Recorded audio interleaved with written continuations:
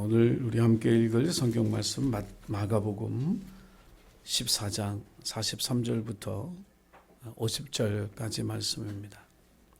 신약성경 81조 마가복음 14장 43절부터 50절 우리 같이 한 목소리로 말씀을 읽겠습니다. 자, 시작. 예수께서 말씀하실 때에 곧 12 중에 하나인 유다가 왔는데 대제사장들과 서기관들과 장로들에게서 파송된 무리가 검과 몽치를 가지고 그와 함께 하였더라. 예수를 파는 자가 이미 그들과 군호를 짜 이르되 내가 입맞추는 자가 그이니 그를 잡아 단단히 끌어가라 하였는지라. 이에 곧 예수께 나와 라삐어 하고 입을 맞추니 그들이 예수께 손을 떼어 잡거늘 곁에 서 있는 자 중에 한 사람이 칼을 빼어 대제사장의 종을 쳐 그 귀를 떨어뜨리니라. 예수께서 무리에게 말씀하여 이르시되 너희가 강도를 잡는 것 같이 검과 몽치를 가지고 나를 잡으러 나왔느냐. 내가 날마다 너희와 함께 성전에 있으면서 가르쳤으되 너희가 나를 잡지 아니하였도다. 그러나 이는 성경을 이루려 함이니라 하시더라. 제자들이 다 예수를 버리고 도망하니라. 아멘. 고난주간을 지내면서 저와 여러분이 주님의 십자가 함께 짊어지고 골고다 언덕길을 오르는 그 귀한 그 고난에 동참하는 한 주가 되기를 주님의 이름으로 부탁을 드립니다. 예수님의 고난, 3월의 고난 시리즈 설교의 네 번째 마지막은 예수님의 고난입니다. 설교를 준비하면서 그런 생각이 떠올랐습니다. 예수님의 고난은 나를 위한 고난이라고, 우리를 위한 고난이라고 이야기하는데 정말 그렇게 느껴지는가 이 생각을 해보면 주님의 고난은 그냥 주님의 고난인 거고 그 고난과 내가 무슨 관계가 있나 하는 어떤 이렇게 연결되어지지 않는다라고 하는 그런 안타까운 마음이 좀 들었습니다. 이번 한 주간은 여러분 고난주간으로 한 시간 하루하루를 살아가면서 예수님의 십자가를 깊이 묵상하고 주님이 받으신 그 고난이 나를 위한 것, 우리의 가족을 위한 것, 우리 이웃을 위한 것이었음을 친밀하게 느끼며 그 고난의 감사가 흘러넘치는 한 주간이 될 수 있도록 살아가시기를 주의 이름으로 부탁을 드립니다. 인생을 살아가면서 그런 일이 없었으면 좋겠다 싶은 일 가운데 하나가 배신당하는 겁니다. 배신당하는 것. 지금까지 살아오면서 배신당해 보신 적 없죠? 앞으로도 없길 바라고 혹시 있다면 잘 치유하셔서 여러분의 삶에 그게 상처로 남지 않기를 주님의 이름으로 축복합니다. 제가 인천 북지방에서 목회할 때 은성교회가 저희 교회가 지하에 있던 교회를 2층으로 올라와서 정말 재밌게 목회하던 어느 날 이렇게 청천벽력 같은 소식을 들었습니다. 건물이 경매에 넘어가서 한 푼도 못 받게 됐다는 그런 이야기를 들었어요.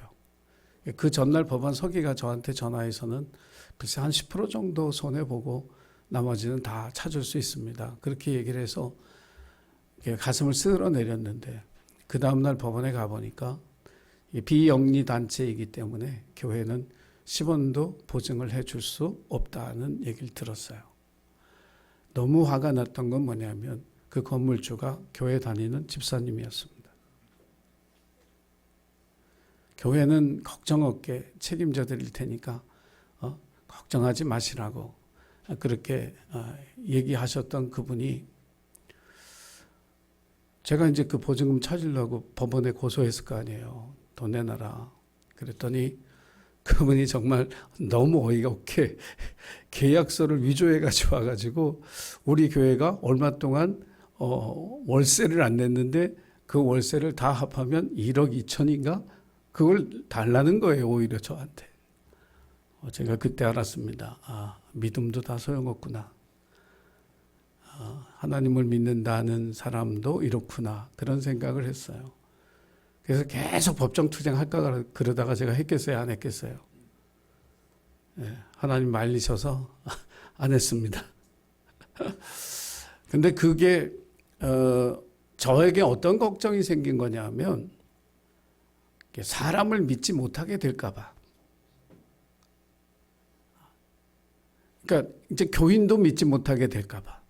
그게 이제 제게 하나의 트라우마처럼 남을까 봐 사실 그 걱정을 굉장히 많이 했죠. 근데 우리 교인들이 또 기도 열심히 하셨고 또 이웃교회 또 성도들이 함께 기도하면서 정말 하나님 은혜 가운데 교회를 다시 회복할 수 있는 그런 하나님의 역사하심을 체험하는 기회가 되었습니다. 저와 여러분의 인생 가운데 배신하는 일도 없고 배신당하는 일도 없기를 주님의 이름으로 축원합니다. 배신이라고 하는 게 아까 말씀드린 것처럼 사람들에게 엄청난 충격을 주거든요. 상처가 되는 겁니다. 가장 큰 폐해는 다른 사람을 믿지 못하게 만드는 것. 이게 이제 배신이 줄 수 있는 가장 나쁜 악영향이죠. 어떤 학자가 우리 사회를 이렇게 지켜보면서 뭐라고 진단을 하느냐면 우리가 살아가는 세상은 배신을 조장하고 배신을 미덕으로 생각하는 그런 사회로 안타깝게도 변해가는 것 같다는 그런 이야기를 하면서 참 우리 사회의 큰 문제다 이런 이야기를 한 적이 있습니다. 실제로 우리가 주변에서 뉴스를 통해서 배신에 관한 그런 이야기들을 듣게 되죠.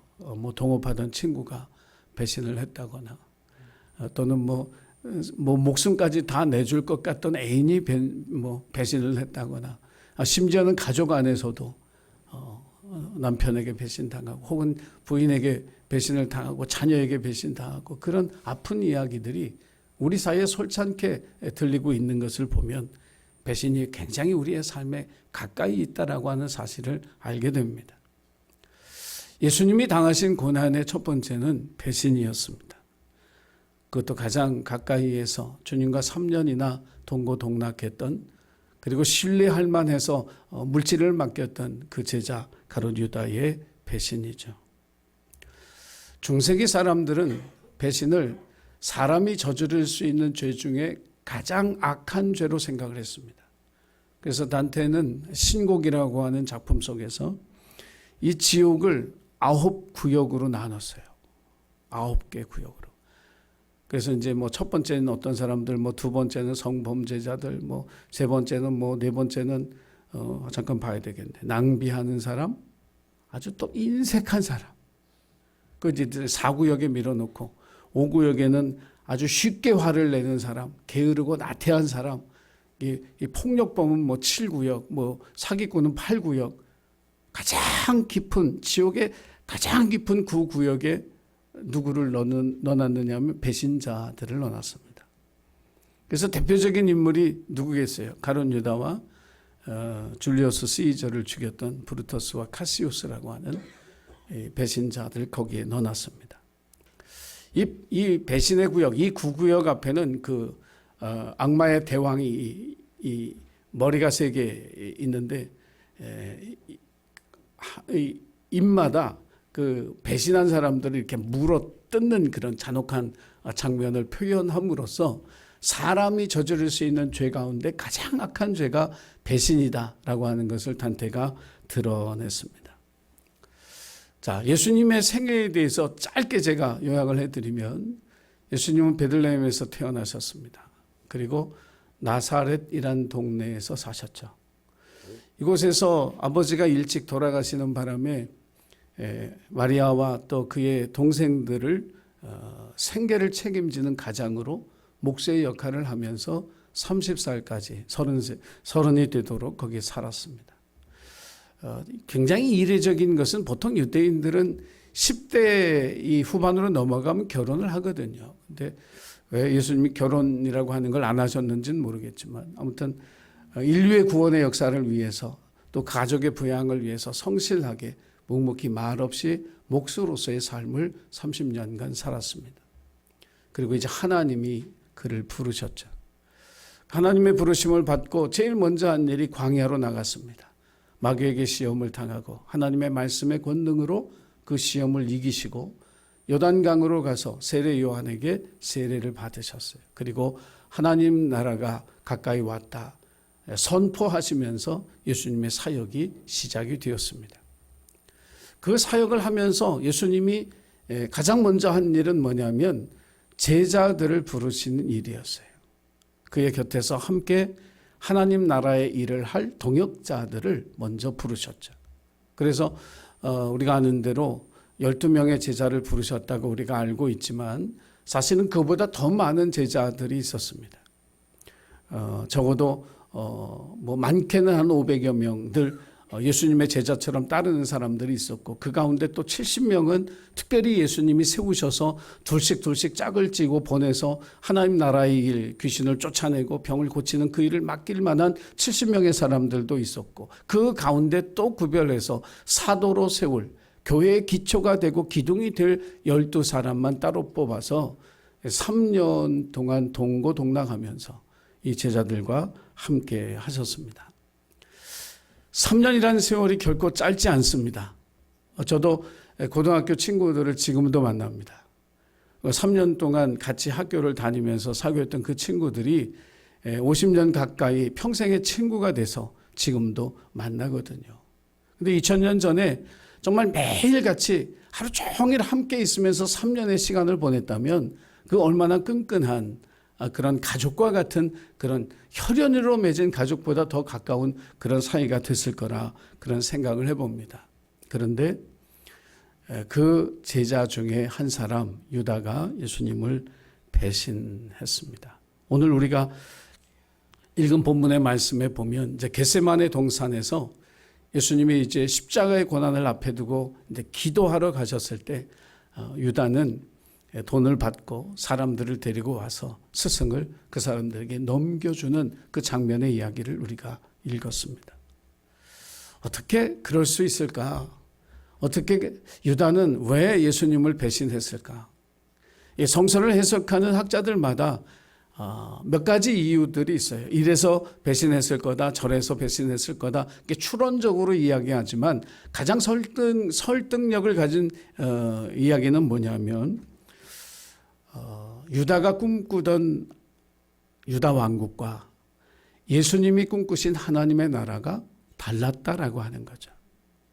그러니까 이스가롯 유다라고 하는 그의 출신 지역을 보면 이 가룟이라고 하는 이 지역의 사람들이 가지고 있는 성향이 뭐냐면 로마의 압제로부터 벗어나서 유다 왕국을 재건하는 그런 뜻을 가진 사람들의 주로 이곳 출신이었다라고 하는 보고가 있어요. 아마 유다도 예수님을 왕으로 삼고 유다 제국을 물리치고 그곳에 유다 왕국, 다시 한번 로마 제국을 물리치고 거기에 유다 왕국을 세우려고 하는 그런 뜻을 가지고 있었는데 근데 예수님은 왕이 되려고도 하지 아니하시고 로마 제국과 싸우려고도 하지 아니하시고 이건 자기가 기대했던 왕국이 아니라 전혀 이해할 수 없는 하나님 나라를 세우겠다라고 이야기했을 때 유다가 느꼈을 배신감. 그래서 유다가 예수님을 배신했다. 이런 이야기가 설득력 있게 전해집니다. 거꾸로 생각하면 유다의 입장에서는 자기가 배신당했다고 느꼈을 거예요. 예수님이 왕이 되셔서 유다 왕국을 세우실 거라고 생각했는데 전혀 자기 뜻대로 움직여주지 않으니까 오히려 자기가 배신당하는 상처를 받았다고 생각했을 수도 있습니다. 여러분 우리가 아는 것처럼 예수님은 정말 사랑하고 신뢰하는 제자에게 배신당할 만한 일을 한 적이 없습니다. 이 제자들을 사랑하셨고 그 믿음 없는 제자들을 어떻게든지 믿음을 갖게 하기 위해서 헌신해 주셨고 당신이 삶의 본을 보여주시면서 그 제자들을 한 사람 한 사람 하나님의 일꾼으로 세워가는 일을 위해서 헌신의 힘을 다하신 그런 예수님이셨어요. 그럼에도 불구하고 이 제자의 배신으로 인해서 예수님은 십자가에 달려 죽음을 당하는 그 와중에 이 마음에 큰 상처를 입으신 채로 십자가에 달릴 수밖에 없었습니다. 우리가 이 유다를 통해서 한 가지 깨닫게 되는 것은 뭐냐면, 누가 배신하는가라고 할 때 하나님의 뜻보다 자기의 뜻을 더 우선적으로 하는 사람, 다른 사람을 지배하고 조종하려고 하는 사람이 배신하더라. 여러분, 인생을 살아가면서요, 우리도 우리 뜻대로 뭔가 이루고 싶은 일들도 있고, 저 사람이 내 뜻대로 좀 해줬으면 좋겠는데 라는 그런 바람을 가지고 살아가는 그런 삶의 시간들도 있어요. 그런데 그게 그대로 되어지지 않을 때 실망하고 낙담하고, 내가 믿었는데 왜 내 의도대로 행동하지 않느냐라고 하는 원망을 가질 수가 있습니다. 예수님은 우리를 위해서 십자가를 지셨습니다. 당신의 잘못으로 십자가를 지신 것이 아니라 우리를 위해서 고난을 받으신 거예요. 그래서 이런 배신당하는 아픔에도 불구하고 고난당하신 고난의 목적이 흔들리지 않았던 분이 예수님이에요. 예수님 이 땅에 오신 목적이 우리의 죄를 대신 지시고 십자가에 죽기 위해서 오신 거거든요. 이 목적을 향해서 어떠한 장애물들이 있더라도 굴복하지 아니하고 한 걸음 한 걸음 십자가를 향해서 나아가셨던 거예요. 제자들은 끝까지 예수님을 이해하지 못했습니다. 저는 제가 예수를 믿으면서 또 목회를 하면서 그런 생각을 해요. 내가 예수님을 더 깊이 알고 내가 예수님을 온전히 이해할 수 있는 데까지 정말 이르렀으면 좋겠다. 내가 예수를 믿고 의지하고 예수를 전하면서 그 예수에 대해서 모른다고 하면 그 얼마나 내게 큰 불행이고, 또 나를 통해서 복음을 듣는 분들이 얼마나 어둠 속에 헤매는 그런 삶을 살게 될까 하는 그런 염려함이 있습니다. 3년이나 같이 있으면서 배웠습니다. 예수님이 행하시는 기적도 보았습니다. 정말 하나님 나라가 어떤 것인지도 수도 없이 이야기해 주셨지만 제자들은 그런 예수님의 뜻을 전혀 깨닫지 못했습니다. 심지어 예수님이 마지막으로 예루살렘으로 십자가에 달려 죽기 위해서 걸어가는 그 길에서 제자들은 뭘 가지고 싸웠느냐 하면 누가 높은 자리에 앉을 것이냐를 가지고 싸우기도 했습니다. 그리고 오늘 가룟 유다는 돈을 받고 스승을 넘겨주었습니다. 나를 위해 당하신 그 고난, 가장 믿었던 제자에게 배신당하는 아픔을 겪으시는 고난이었음을 저와 여러분이 기억하고, 저와 여러분의 삶 속에 정말 예수 그리스도를 믿고 살아가는 이 삶 속에 여러분 주님을 부인하지 아니하고 주님을 신뢰하고 의지하고 믿고 살아가는 그런 복된 삶을 살아가는 하나님의 자녀가 되기를 주의 이름으로 부탁을 드립니다. 예수님의 고난의 두 번째는 버림받음입니다. 버림받음. 인생을 살아가면서 버림받는다는 것만큼 아픈 일은 없습니다. 지금 고등과학원의 교수로 계시는 김인강 교수님이라는 분이 있습니다. 제가 한번 설교에서 이분을 소개한 적이 있는데, 이분이 쓴 책 가운데 기쁨 공식이라고 하는 책이 있어요. 이 책은 우리 청년들이 꼭 읽어봤으면 좋겠습니다. 이분은 날 때부터 장애인이었습니다. 두 다리를 제대로 쓰지 못해 휠체어를 타야 하는 분이었어요. 근데 아버지가 또 이렇게 술에 취하면 그냥 가족을 그냥 폭행하고 때리고 난리를 치는 그런 가정에서 자랐습니다. 6남매가 그래서 너무 불행한 유년기를 보내게 됐어요. 그래서 이 다리를 쓰지 못하고 장애인으로 태어나서 방치당하는 이 동생이 안타까워서 누나가 이 김인강 교수를 11살 때 대전에 있는 성세재활원이라고 하는 곳에 보내게 됩니다. 그래서 이제 그 재활원에 있으면서 경험했던 일을 기쁨 공식이라고 하는 책 속에서 표현한 그런 내용이 있어요. 그 재활원에 어떤 선배들이 있었느냐 하면 휠체어를 타는 악기 연주팀이 있었답니다. 이름이 베데스다.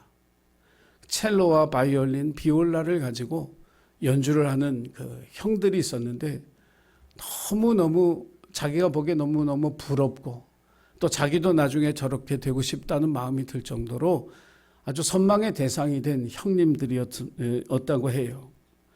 근데 그 형들이 가끔씩 와서 무료로 이제 그 악기를 가르쳐 줬는데 자기도 너무 배우고 싶었는데 바이올린 살 돈이 없어서 악기를 배울 수가 없었답니다. 근데 얼마 지나지 않아서 그 바이올린을 배우던 형들 중에 하나가 다리가 썩어가는 병에 걸렸고 결국은 목숨을 잃는 일이 일어났다고 합니다. 그래서 이 재활원 생활을 하면서 이분이 이제 중학교 입학할 때까지 그곳에서 초등 3학년 과정을 마치고 몇 년, 한 4년 정도를 그곳에 있었는데 아주 생사고락의 축소판 같은 경험을 그곳에서 한 거예요. 그래서 이 재활원에는 10살부터 30살까지의 가지각색의 장애를 가진 사람들이 모여서 살아가는 이제 그런 이제 공동체였는데 이분이 그 책 속에서 그 사람들을 뭐라고 표현하느냐 하면 소리 없이 신음하는 힘없는 영혼들이었다. 이렇게 표현합니다. 이제 그 중에는 부모가 감당할 수 없어서 버림당한 그런 아이들도 여럿 있었다고 쓰고 있습니다. 이제 때때로 교회에서 찾아오고 어떤 NGO 단체에서 찾아오고 그래서 이제 뭐 빵도 또 우유도 사주고 성탄절이 되면 교회에서 와서 이렇게 공연을 1시간 하고 이제 돌아가고 1시간짜리 공연을 보고 나면 그리고 그분들이 다 돌아가고 나면 이 김인강 교수가 뭐라고 표현하느냐 하면 우리는 더욱더 버림받은 느낌이었다. 위로가 됐다는 게 아니에요. 저분들이 와서 공연을 해주고 그래서 참 좋았다, 마음에 기쁘다, 감사하다 이게 아니라 그분들이 돌아가고 난 다음에 그 마음에 남는 건 우리가 버림받은 사람이구나 라고 하는 사실이 더 선명해졌다라고 하는 겁니다. 그러면서 이분이 거기서 뭐라고 얘기하느냐면 일회성 방문이라고 하는 건 재활원에 있던 우리를 더욱 비참하게 만들었다. 그래서 저도 우리 교회가 어떤 사역을 특별히 사회적 약자나 또 어렵고 힘든 분들을 향한 사역을 할 때는 이게 지속적이어야 한다라고 하는 사실을 다시 한번 마음으로 생각하게 됐어요. 그래서 누군가를 돕고 위로한다는 게 단지 한 번 와서 어떤 빵 주고 우유 주고 공연 한번 해주고 하는 이것이 아니라 정말 진정한 위로는 관계를 맺는 것, 관계를 맺어줘서 이웃이 되고 친구가 되어주는 것이 진정한 위로라고 썼습니다. 아무리 거룩한 종교의 이름으로 찾아온다 해도 그것이 이웃의 관계, 친구의 관계로 발전하지 못하면 값싼 동정에 지나지 아니하고 소외를 심화시키는 일에 지나지 않는다고 썼습니다. 선한 사마리아 사람의 비유를 통해서 예수님 말씀하신 이웃사랑이 저는 이것이라고 생각합니다. 자기의 물질을 쓰고 자기의 시간을 쓰고 자기의 마음을 쏟고 이 사람의 치료비가 부족하면 내가 돌아오는 길에 그 치료비를 내가 부담하겠으니 이 사람을 살려주시오.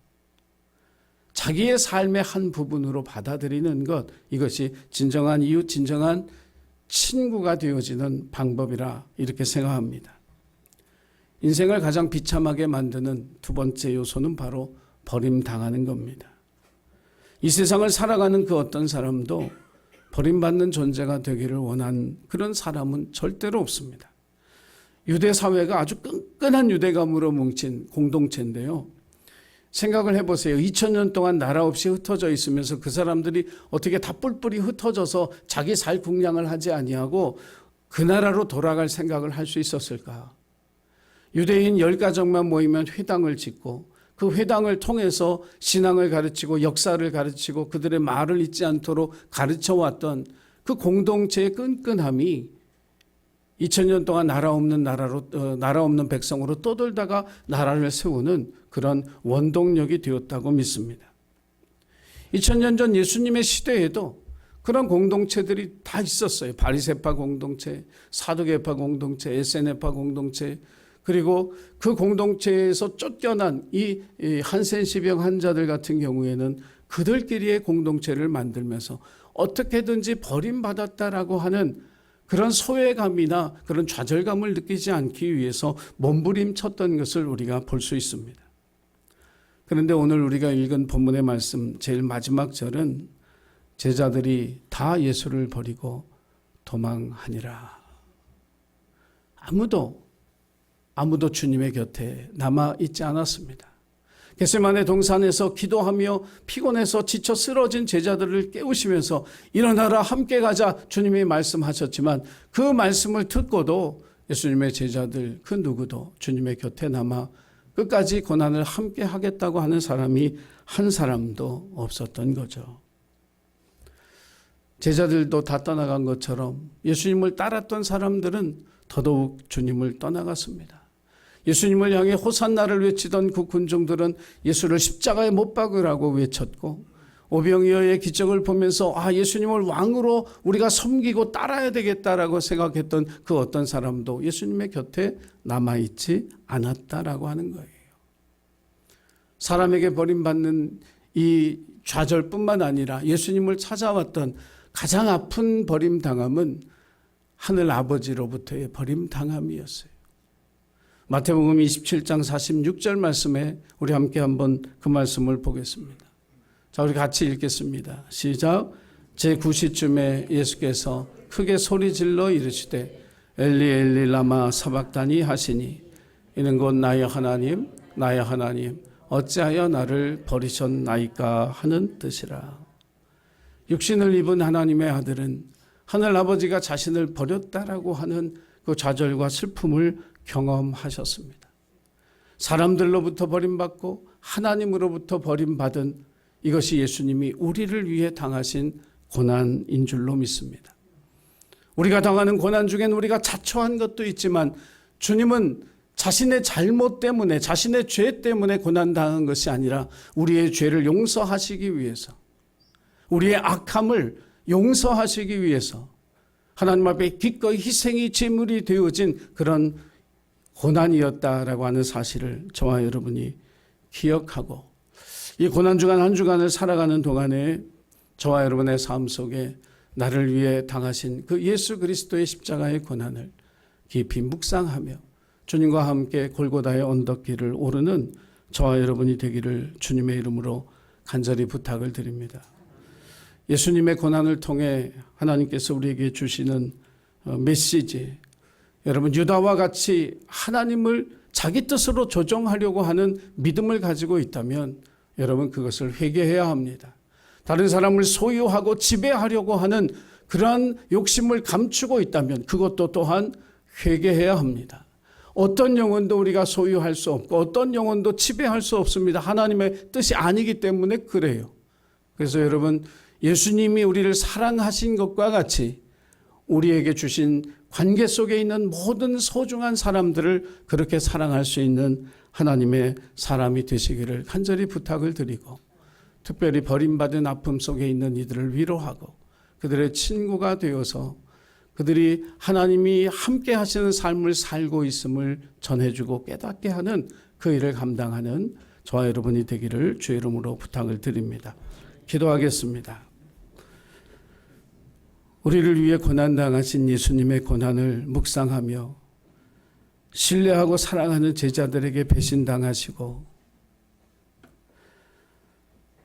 3년이나 동고동락했던 제자들 그 누구도 고난의 현장에 남지 않는 아픔을 겪으셨습니다. 십자가에 달려 하나님이 그를 버리셨다고 외치시는 주님의 음성 속에 담긴 버림받음의 절정을 우리가 보면서 나를 위해 당하신 이 고난이 나를 구원하고 하나님 자녀 삼아주시고 영생의 소망을 주시기 위함이라는 사실을 기억하고 감사하는 저희들 되게 하여 주옵소서. 고난주간 한 주간을 주님과 함께 동행하게 하시고 십자가의 길을 걸어 부활의 소망으로 나아갈 수 있는 우리 모두가 될 수 있도록 은혜 베풀어 주시고 함께 하여 주옵소서. 예수님의 이름으로 기도드리옵나이다. 아멘.